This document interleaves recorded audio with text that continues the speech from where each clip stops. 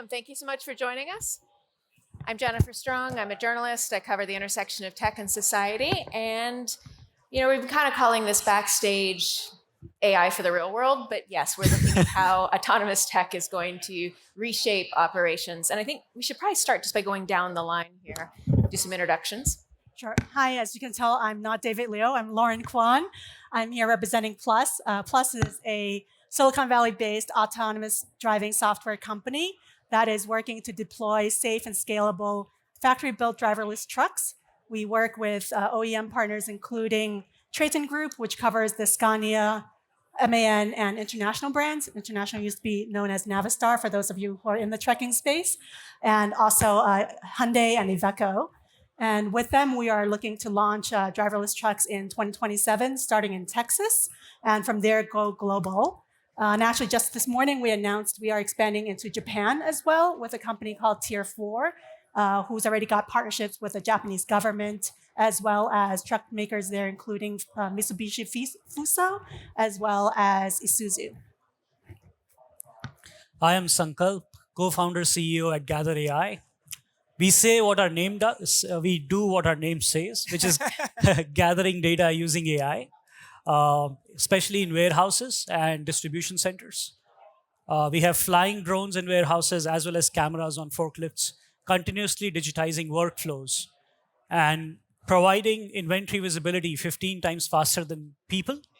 At the same time, in some cases, increasing on-time order fulfillment by about 2% per facility, which is, with its thin margin business, means massive things to these operators. Hi, I'm Alex Israel. I'm the CEO and co-founder of Metropolis. Kind of kicking this off, that's exactly how we describe Metropolis. We describe Metropolis as an artificial intelligence company for the real world. So at our core, we're building a next generation payments platform that enables people to seamlessly pay. So think about checkout free commerce, think about organizations like Amazon Go, but extending that to mobility. So at this point, we operate in over 4,600 locations across the United States and $5 billion of payments volume to facilitate seamless commerce, starting with the first vertical being parking. So if you enter any Metropolis-enabled facility anywhere across the globe, you pull in, you get a text message when you arrive, and you're seamlessly charged. So we've built our entire platform on the back of a neural network to enable seamless transactions via computer vision. Great, thank you. Ossa Fisher, president of Aurora Innovation. I will build on this theme of AI for the real world, or what we like to call physical AI. Aurora is focused on self-driving technology, starting with trucking. We have over 2.5 million miles in autonomous driving underway already, and are set our commercial launch for this spring. Some of our largest partners include NVIDIA, Volvo, FedEx, Uber Freight, and I'm just delighted to be here for this conversation. Thank you. All right, so everybody just told you a little bit about what they do. Let's talk about why you do this and why it is you are using, AI applying it to the real world. A little bit about how, like what problem you're trying to solve. Yeah, I think I'll start with, in terms of trucking side, I think all of us who are consumers often expect our goods to arrive within 2 hours, if not the same day. A lot of us do not know what actually goes behind the scenes in terms of the engine that really drives all of that to happen, which is the trucking industry. And there is a huge driver shortage in the trucking industry. As you can imagine, being on the road for over 300 days a year for long haul truckers, sleeping in the truck, eating in the truck, is a really tough lifestyle. And so there's not a whole long line of people waiting for that to be their career be all end all. So that's a really big need in the market to have that capacity in terms of what we are all receiving and wanting at the end to actually happen. So the autonomous truck market, I think, is really driven by that need to improve the safety of trucking, to improve the efficiency of our transport network, and overall also to improve the sustainability aspect, because with AI driver, you can be a lot more efficient in terms of how you drive, and so therefore save fuel as well. Yeah, can I build on that just from the trucking perspective? Our mission is to bring the benefits of self-driving safely, quickly, and broadly. And the order of those three words, safely, quickly, and broadly, is no mistake. The safety aspects on our roads are critical. Few people realize that 40 million people die on our roads every single year. That is like a 737 falling from the sky every week. If that was commercial airlines, we wouldn't stand for it. But for some reason, when it's cars and trucks, we look at it as simply the human condition. And you're 10 times more likely to die as a truck driver than any other profession in the United States. That's by the Federal Bureau of Labor Statistics. And so AI really can help to solve one of the most fundamental complex tasks that humans do every single day. And we're proud to make that our mission. And Sankalp. So I think it's in support of e-commerce and logistics. As e-commerce has blossomed, there is very little labor to go around. Actually, there's a running joke in that industry that Amazon has burned through most of the labor that existed to work in warehouses. It's not a great job to do either. And the benefit of something operating within these four walls for autonomy is that you have much more structure than outdoors, than roads, than operating in trucks. Which means, I think in warehouses, those are the first people that can take use of digitization of their workflows so that they don't have to climb on forklifts and basically risk injury. And when you click that button to buy a pair of jeans, the pair of jeans only comes to you because some worker in the warehouse was able to find it among 60,000 jeans that they're looking at and get it to you. We just facilitate that process through digitization. So people are not just running around in a warehouse trying to find your things, trying to fulfill the clicks we make. Alex, last but not least here, and a little context from you too on not just the problem you're trying to solve, but how your approach is a little bit different from the way this is done typically would help, I think. Sorry, what was that last part? A little context too for the way in which this is different from existing systems. Yeah. It's interesting thinking about the kind of driving force in so many people's organizations and why we do what we do. I would say our values or our drive is a little less tangible. For us, it's all about time. It's the most precious asset that we all have. And much of our life is spent wasting time, whether it's sitting in traffic, waiting to check out at a store, sitting in a parking lot, waiting to get out. How much of our life is riddled with these annoying little experiences? And how can we leverage artificial intelligence? How can we leverage computer vision to give people back this most precious asset? And we at Metropolis firmly believe that we can leverage next generation technology to do what people take for granted, to do what people think can't be changed. This idea that we've moved from payments with a wallet to payments with a phone is pretty linear. What's the next generation of payments going to look like?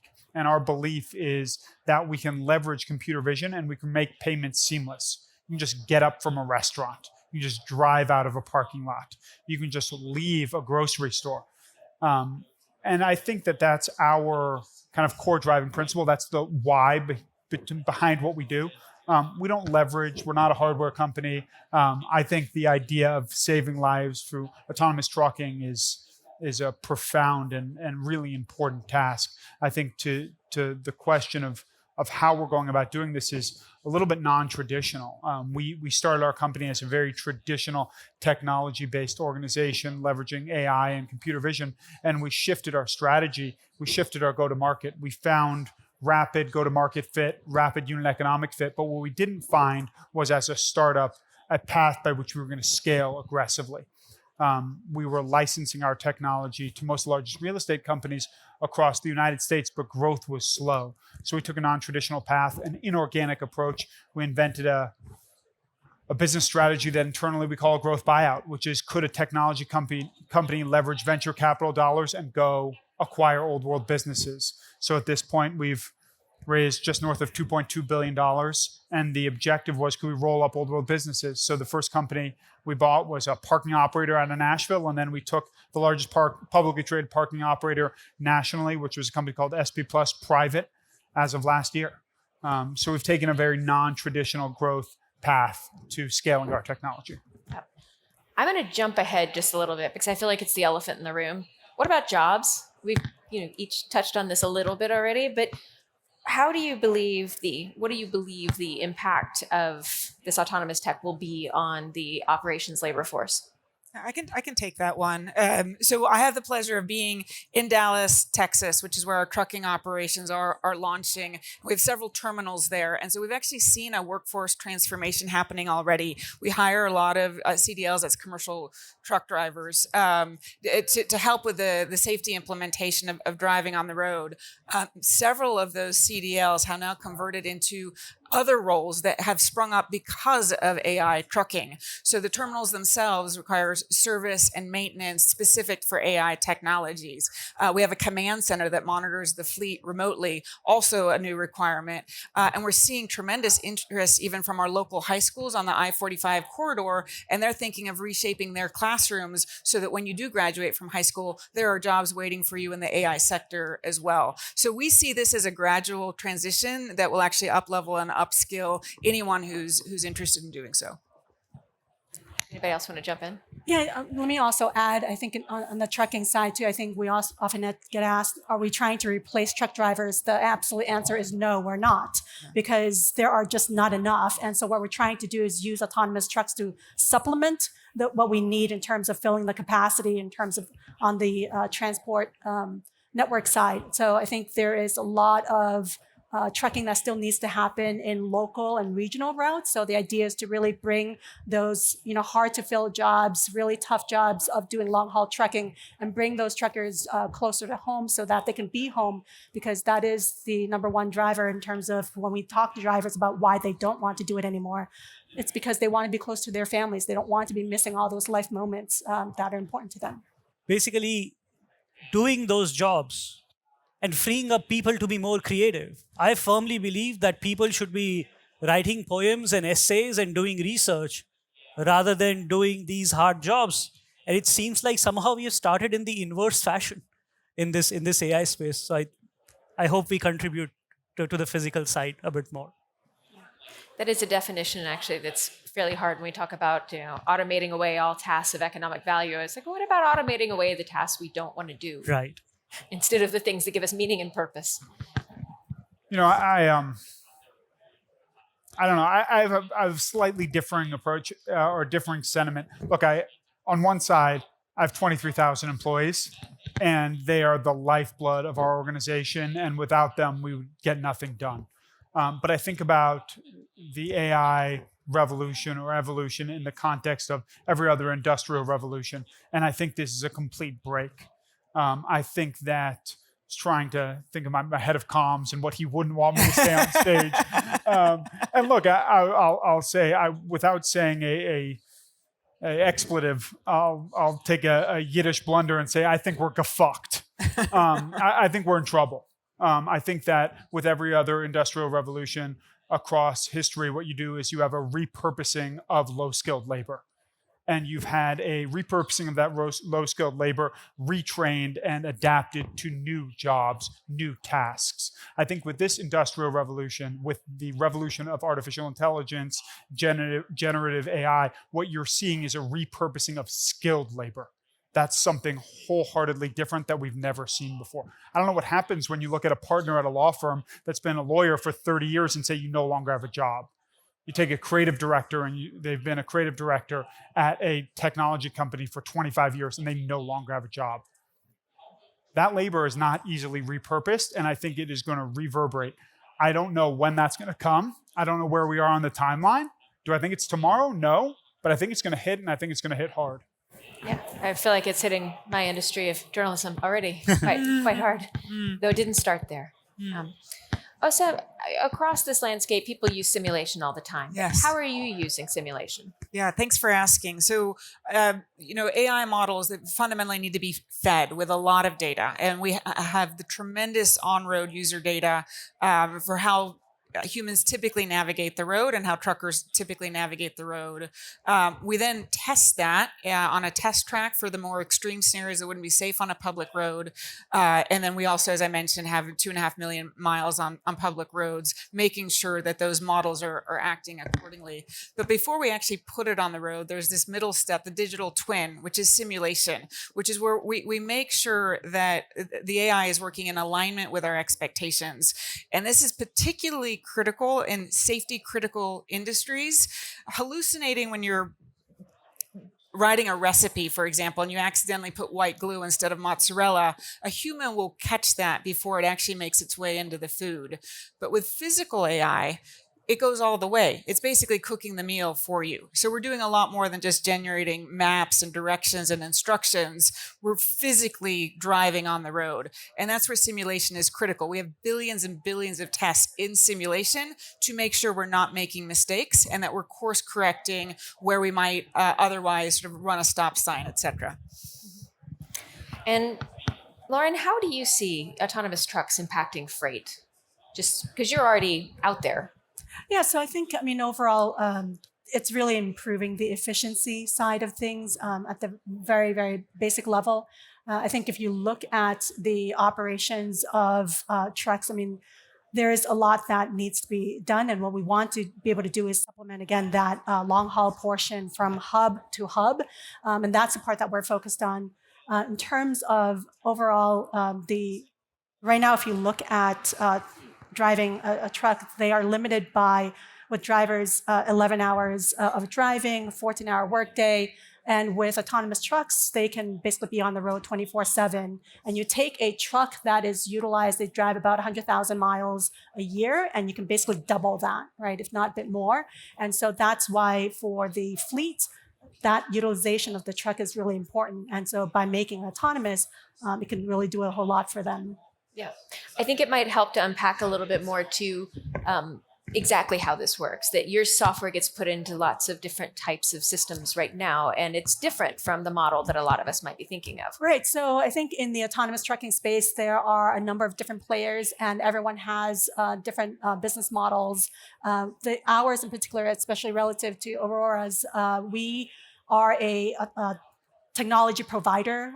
So we are enablers by actually taking our software. We license that to truck makers, to tier ones who are integrating and building these trucks. And so we do not operate our own carrier service. Our partnership model is to take our technology, enable these OEMs to build their trucks and have our software be integrated at the factory level, which is why when we talk about factory built trucks, that's really important, because when you're putting out a driverless truck on the road, this is not something that you want to be retrofitted. This is something, if you want the most safe and reliable vehicle on the road, it has to be integrated at the factory level. And that's our fundamental belief. And as software engineers and AI scientists, we believe our core strength is really in the software side, not to run a fleet, and so that's been our focus the entire time. Yeah, Sankalp, autonomy and robotics, they've been set to revolutionize, operations for decades, right? We talked about it for a really long time, but what is different, do you think, now about the moment we're in? Also, I think it's the same way how they were all this time, they were voice assistants. And voice assistants used to be pretty dumb. And suddenly with Gen AI, you have voice assistants that actually sometimes is hard to tell whether it's a person. They pass the Turing test. The same has happened in physical AI, where physical AI, especially in warehouses, used to mean you do massive infrastructure installation. You have a bunch of conveyors, you have massive robotic arms moving things. And suddenly now, with compute being omnipresent, your AI can live on the edge, make decisions on the edge, and doesn't need massive infrastructure because AI is intelligent enough to share space with people and safe enough to share space with people. So brownfield installations and brownfield facilities can now leverage AI in some sense in a much more agile fashion than greenfield facilities that used to build ground up around AI. Just because it's a plug and play game now. Can you unpack that just a little bit more for the audience? It's plug and play how? I guess I'll take the example of our drone. So in the past, if you wanted to do autonomous inventory, you'd have a network of cameras on your ceiling looking at your inventory. One of the warehouses we serve has 60,000 pallet locations. They would need 5,000 cameras to take inventory in that facility. Okay, you're getting the same automation of real-time visibility, but you need that infrastructure.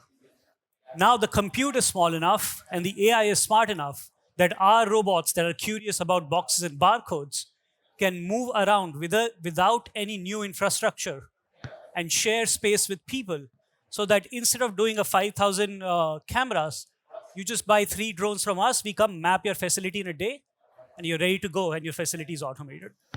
So availability of compute and increase in AI competency has gotten us to this point now. Thank you. I think that's probably really helpful. So Alex, you started to lay this out a minute ago. You have ambitions that go beyond parking. What's next for you, and how does this scale? Yeah, it's a good question. I'd say it scales in 2 ways, both breadth and depth. So from I'd say breadth perspective, the next verticals that you'll see us making announcements are, one, on the fueling side.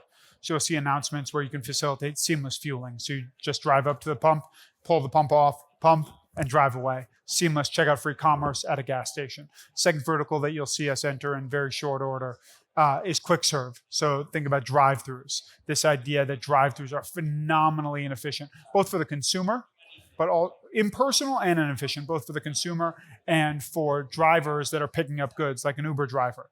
So if you think about a traditional drive-through, 3 stops. First stop, you're being greeted and getting your order. Second stop, you are paying. Third stop, you're getting your order and you're driving away. A lot of inefficiency. So you can imagine a future, in the very near future, whereby you pull into the first window, you're recognized, your vehicle is identified, you're welcomed back. Think about like a Starbucks experience as an example. Would you like your double espresso that you normally order every Monday? Drive to the third window, grab your espresso, drive away. Massive efficiencies to be garnered for the quick serve partner. And the other vertical that I'd see us entering in the very near term and much larger scale is efficiency within the retail environment. So right now you're seeing us that we're really tied to the mobility side of the industry. You're going to see us moving from mobility directly into retail. So we just acquired one of the leading biometrics companies out of Israel.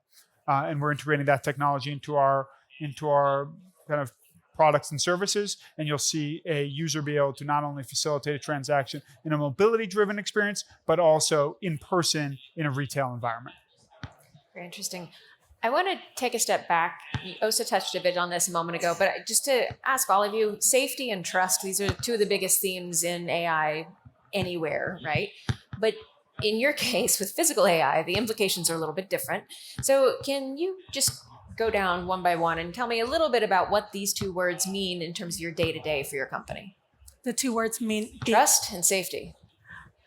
That can be a very long conversation. So I think in terms of trust, I think especially in the case of autonomous vehicles, that's something that I think actually with the now increasing deployment of robotaxis, I think everyone sees actually autonomous vehicles as one thing at the end of the day. So they won't necessarily say, oh, you're working on autonomous trucks, which is different. But so I think that's actually helped. I think the more that people are getting exposed to riding in Waymos and riding in different driverless vehicles, it's at the end of the day, that exposure that helps people build trust. So I think for us working on the autonomous trucking space, I see actually all development in the autonomous vehicle space as something that all of us are both contributing to, as well as have to really have responsibility for. So that's why the safety aspect, I think, is really critical, because from the way that we design, develop, and deploy our technology, all of that is bound by a very tight safety case framework that we have to make sure that we are at every layer of it, including building the evidence and the data that supports all of that, is going to be ready before we actually put driverless trucks on the road. So Our trucks still have a safety driver in them, but over time, as we prove the safety case, then we will take the driver out, but not before that. Yeah, and I'd love to add to that, just given that we're in the same space. So we also have a safety case that's on our website. It's modeled after the commercial airline industry and many other safety critical industries. What I'll add is, in the spirit of AI, we have what we've coined verifiable AI, and this is to ensure alignment, as I mentioned previously. And I think one of the best real world examples are stop signs. I have a 16-year-old at home. I know very well that humans often, with the best of intentions, roll stop signs. And so if you take our AI model and it's fed by human-driven data, you could see a world where even with the best of intentions, our trucks would roll stop signs. Not only is that against the law, it would be breaking the law, but it also doesn't necessarily build trust with regulators. That sometimes we do, sometimes we don't, just like a human. And so what we have injected into our AI models are some rules of the road, so that we will never break a safety critical rule like that. And that helps tremendously when we're down in Austin talking with the Texas Department of Transportation, or in Washington, D.C. with FMCSA and NHTSA. They know that we've applied sort of rules on top of the generative AI models that are running beneath the system. Yeah. Either one of you want to jump in on safety and trust? I think for us, safety is essentially, and trust both, are essentially that people that work with our robots can predict what the robot can do, and the robot with the same inputs gives out the same output on a consistent basis. It's not stochastic, it doesn't hallucinate. That means at the edge, at the very core of the robot, there are safety protocols that it's not allowed to breach. And at the same time, as it is moving around in the warehouse, it is communicating its intent to the user. I think the other part of trust for us is the data we collect. Because our customers pay for the data, they don't pay for the robots, right? They care about having real-time inventory in their warehouse. The benefit of having computer vision and AI is every data point you can provide to the user has a visual behind it. And it's just not a line in an Excel sheet. As a result of it, actually earning trust becomes easier because you can show your work in some fashion. It's interesting. I think about safety and trust in a different lens. We're talking about robots and we're talking about physical safety. We're talking about trucks and physical safety. For me and for Metropolis, trust and safety evolve much more about privacy and the fair exchange of value that a user gives in exchange for privacy. So it's interesting, we have approximately 4 people interacting with our services and platform every second, 24 hours a day, 7 days a week. That's a tremendous amount of responsibility, and something the trust and safety of that community, of that platform, we take very seriously. And there needs to be a fair exchange. People need to feel comfortable exchanging their data with your services. And it's something that we talk about at our executive level almost every day. Yeah, of course. Makes I sense. also want to add too, I think in terms of the trucking space, because not everyone knows a lot about, how it works. It's a very tightly regulated industry as well. So there's the FMCSA, which is the Federal Motor Carrier Safety Administration. And so, Long so acronyms. they regulate how trucks are used, how they operate. And then also, if you think about the vehicle, the kind of the automotive industry, including the trucking industry, in terms of how vehicles are actually put on the road. I mean, there are a lot of industry standards and things that we also at the vehicle level need to make sure is safe. And so there's, I think, from the design level on the software and how we build the software to the way that's actually integrated into the vehicle, all of that has to come together. And if you think about these brands that are building these trucks, International, for example, have been around for almost 200 years. And so, these are not, fly-by-night companies that are just putting things on the road and without testing them. There's a long history of putting safe vehicles on the road, and that is not going to change. Yeah. All right. So we've been talking about opportunities and challenges kind of, a little bit in the background. How about we do this a little more explicitly? What are some of the roadblocks that you face, any of you? Things that are really harder than you thought they would be, or that you're just working your way through? IT. It's just horrible for enterprise. I think IT in enterprise, you go to an IT manager and say, I want to do this API integration, especially in supply chain logistics, which in most cases, or more often than not, doesn't attract the best IT talent. It's just, I have a 2-year backlog and I can put you behind that. It's like, no, it's just a simple API integration, and just going through that IT is just a pain for enterprise solutions, especially now when you know that AI-driven coding can do that probably in a couple of hours. So I guess it'll take some time for those organizations, because those organizations think IT is a cost center, not as a revenue center. So it'll take some time to bring that up. But yeah, our biggest roadblock has just been IT. And the way we have gone around it is we don't need IT anymore. The simplest thing we do is just do a CSV exchange and provide value to our customers. And then once there is enough value, IT gets sufficient ping to do the API integration with us. I've got a fun one. So as we think about our AI, just sort of as a mental model, there's perception, the way we see the world. There's motion planning, the way we respond to it, and there's simulation, where we put these things together and make sure they're doing what we intend it to do. We need to be verifying those systems at all times, which is why we're out on public roads. And recently we realized that motorcycles that we've tracked for years often go well above the speed limit. We've now tracked motorcycles driving 150 miles per hour between lanes. It's a rare enough occurrence that we don't have tremendous amount of data on it, but it's common enough that we've seen it repeatedly. And so we needed to make sure, from a perception, are we seeing these motorcycles, these small objects at 150 miles an hour, especially if they're in between lanes?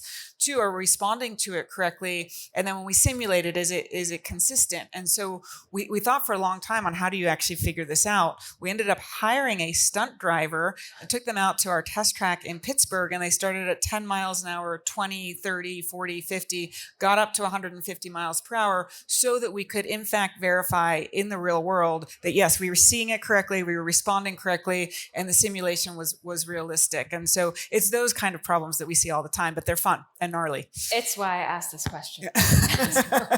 Yeah, I think for us, I think in terms of as I was saying earlier, there's no shortcut to being safe and knowing that our technology on the platform is ready to go driverless. So I think the next steps in terms of the next couple of years getting to that commercial launch is really about proving that the system is able to do that. And I think in terms of, especially on a vehicle, you have to take these. So, our system is, the virtual driver is built on a large model, but in terms of what's actually in the vehicle itself, it's a smaller, think of it as a teacher, and then you have the student model that is, on the vehicle, and has to really operate at a most efficient level, because the compute that you have on the vehicle, while it's actually on the road, isn't going to be, as expansive as what you would have for the large model. So, that optimization, needs to continue to happen. And, I think there are tremendous progress that's being made. And I'm sure even over the next couple of years, there's going to be even more. So we've seen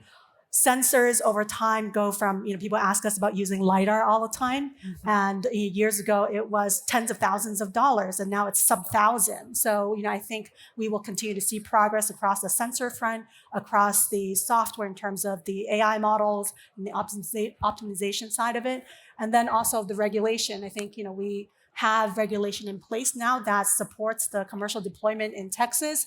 But I think over time, in terms of the current administration thinking about having a national framework, I think that's going to be beneficial for all of us, because instead of these state-by-state, patchwork that we have right now, having something, especially for trucks where we're driving across multiple states on the same day, that's going to be really helpful. Yeah, I would imagine.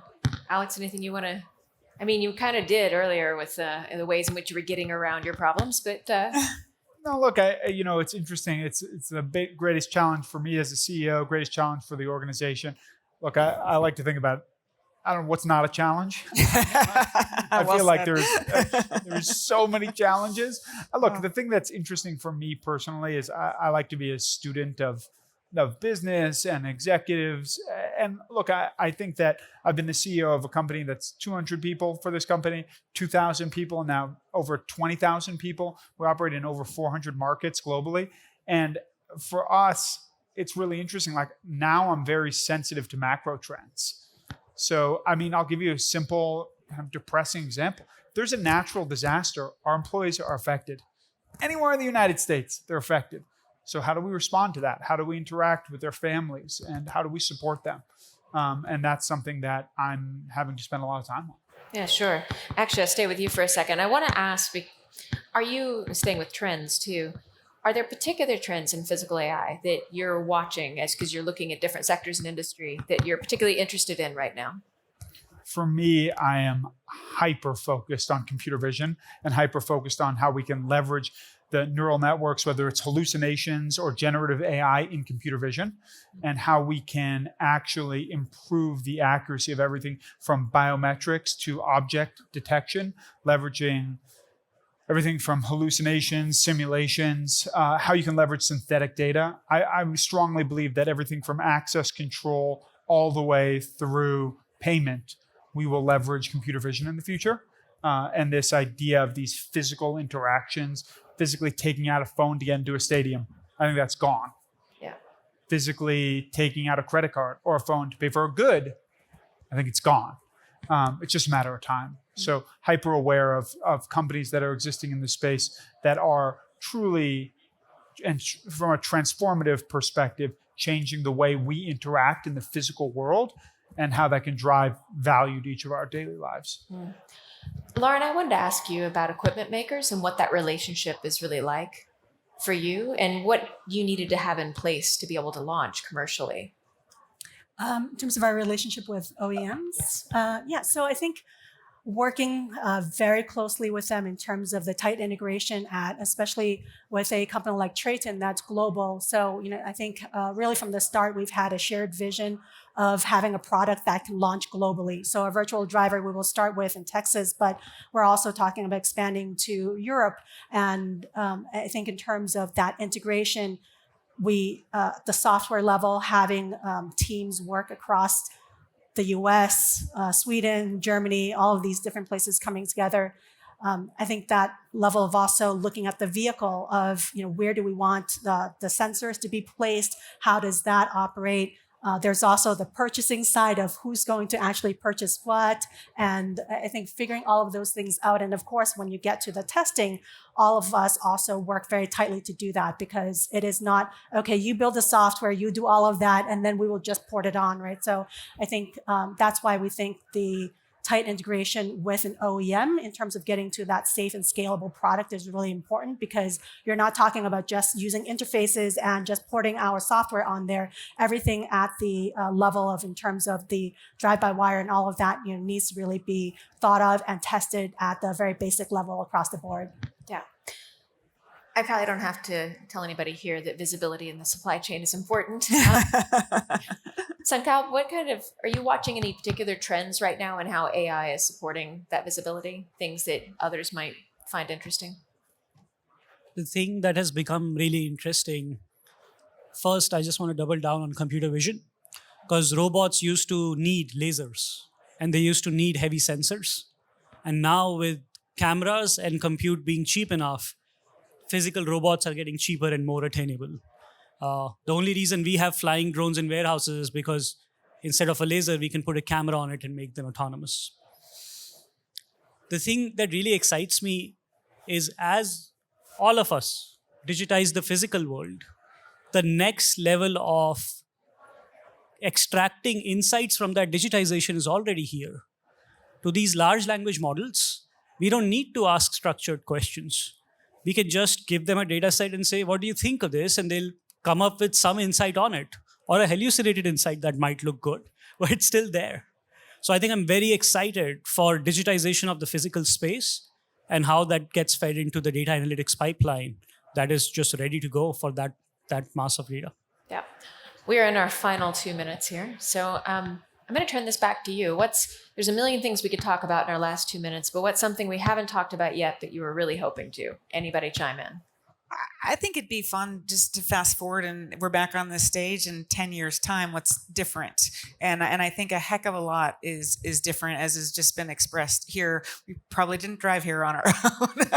And I think the questions we're asking, the themes may be the same, but but just like when the internet took over in the late 90s, early 2000s, there are business models that haven't even been invented yet that will be up on stage in a decade. And I'd actually be curious what my fellow panelists think the world might look like in 10 years from now.